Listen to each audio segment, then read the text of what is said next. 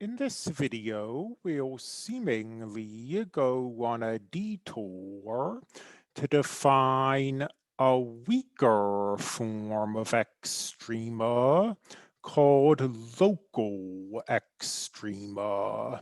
So local maxima and local minima.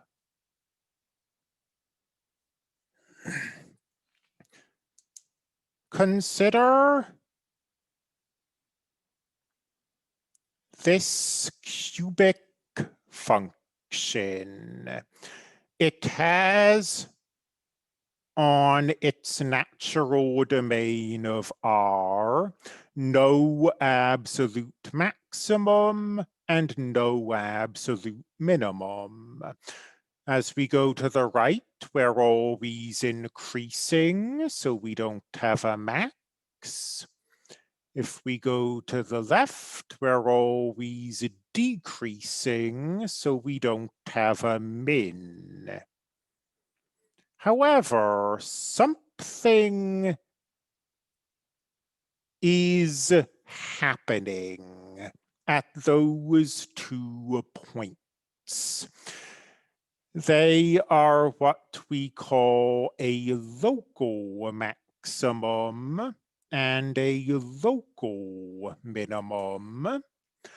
Local means near to. So to see where this comes from, let's look at this point and let's cover up all of the graph that is far away from that point. This stuff here and this stuff here. Well, suddenly that point, which was not an absolute maximum, has become an absolute maximum if you only look at the points that are near it. And this point here is not a minimum, but if you only look at nearby points, it becomes a minimum. We can formalize this definition. C represents a local extrema if it represents an absolute extrema on some small interval. Let's call it C less than epsilon, C greater than epsilon.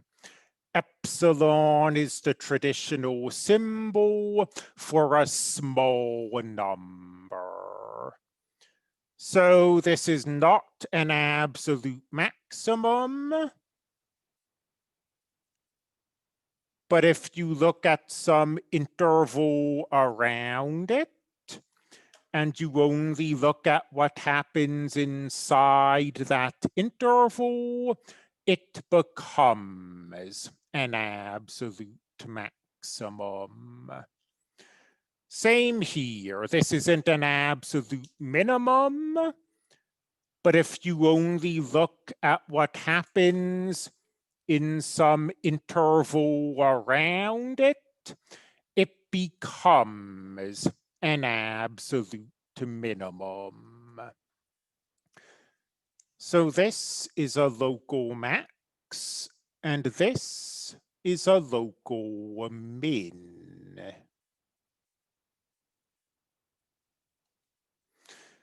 In the next video, we'll state some theorems about local extrema.